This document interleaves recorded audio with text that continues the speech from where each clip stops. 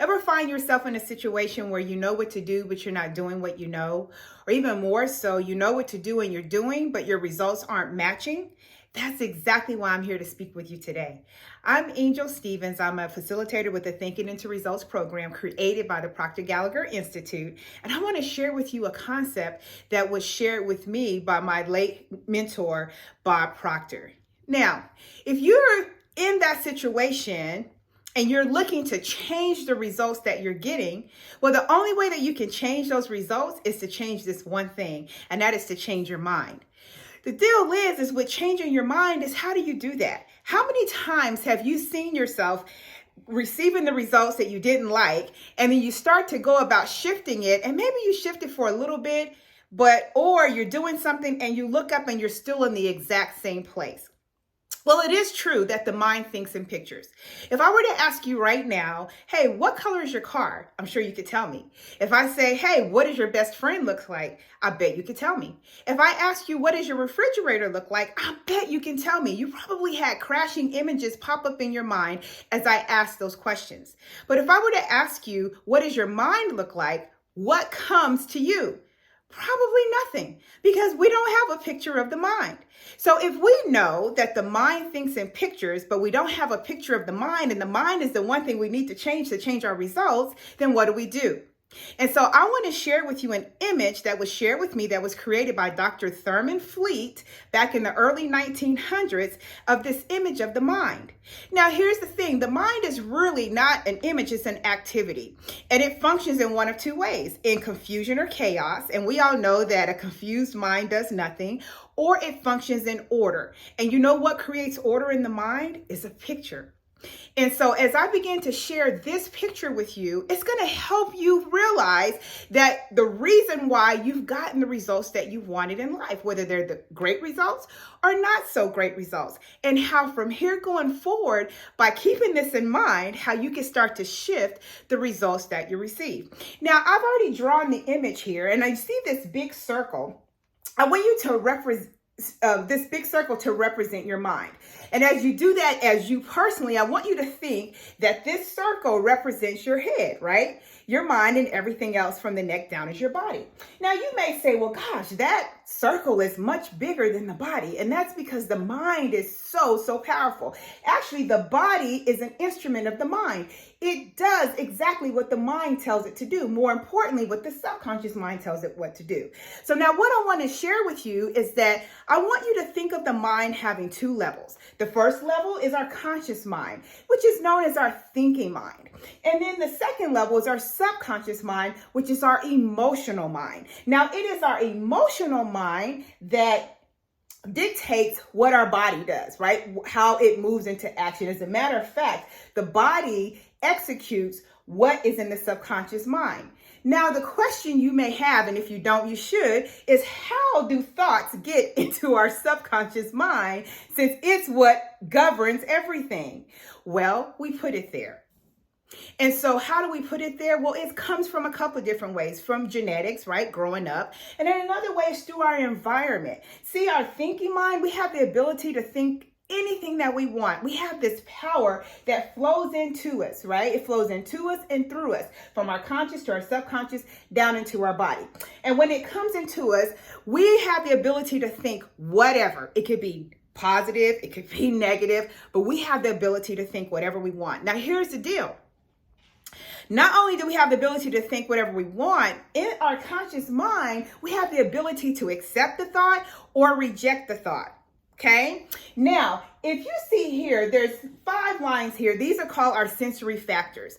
We are highly conditioned by these 5 areas, by the things that we see, smell, hear, taste, and touch. I'll give you something really simple. I mean, think, if I say right now, what's your favorite song? You can immediately have this song pop up in your mind, and boy, can you start to feel something. Maybe it makes you happy. Maybe it makes you sad. It could take you right back to the moment you first heard it, right? Because we are conditioned by these 5 senses.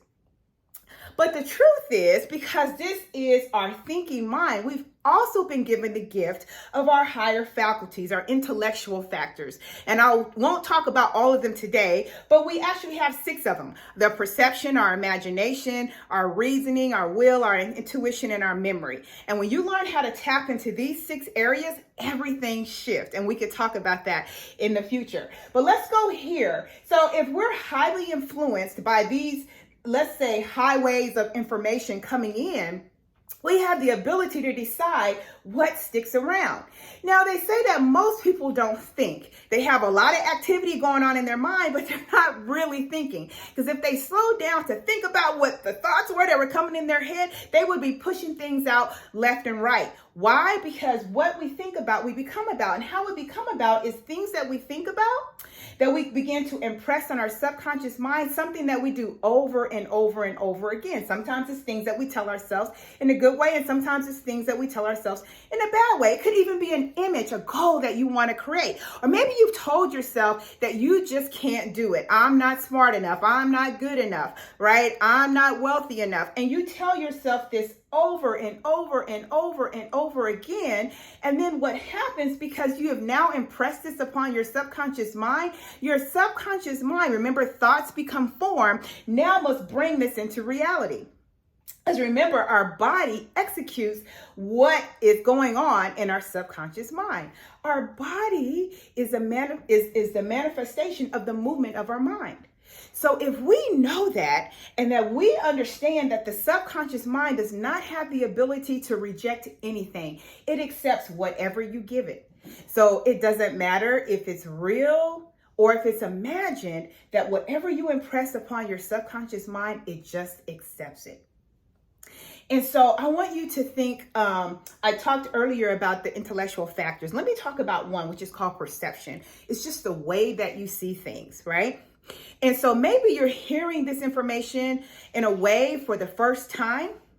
And if that is the case, then what I'm going to ask is that get it from a different angle. What if this is really true, right? What if it really is, and you have the ability to shift just like that, the things that you think about and how you impress them upon your subconscious mind. And you know the way you do that is through repetition. If you do something over and over and over and over again, you don't even have to think about it anymore. You remember when you first started driving? Oh my gosh, like you were alert to everything. Your thinking mind was highly alert.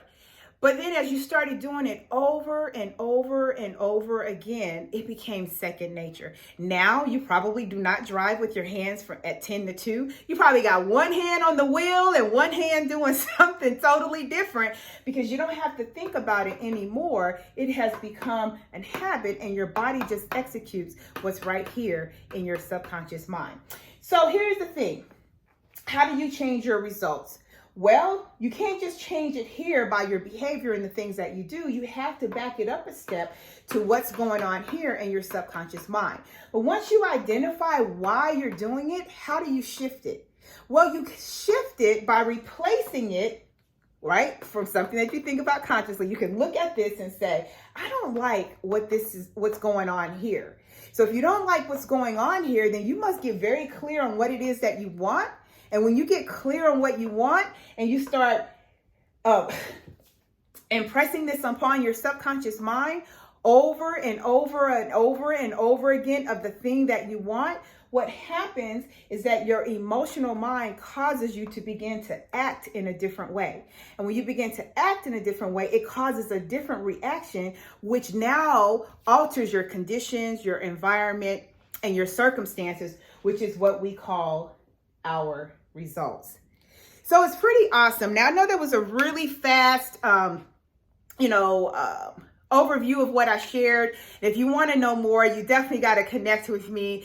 Drop your name down in the bottom and say, hey, me, and I look forward to reaching out to you. Or you can just send me a direct message as well, so that you can learn more about how this concept works, especially if you know there are some things that you know, but you're not doing what you know, or you're not getting the results that you want to get, and you're looking to shift that. And so I'm Angel Stevens.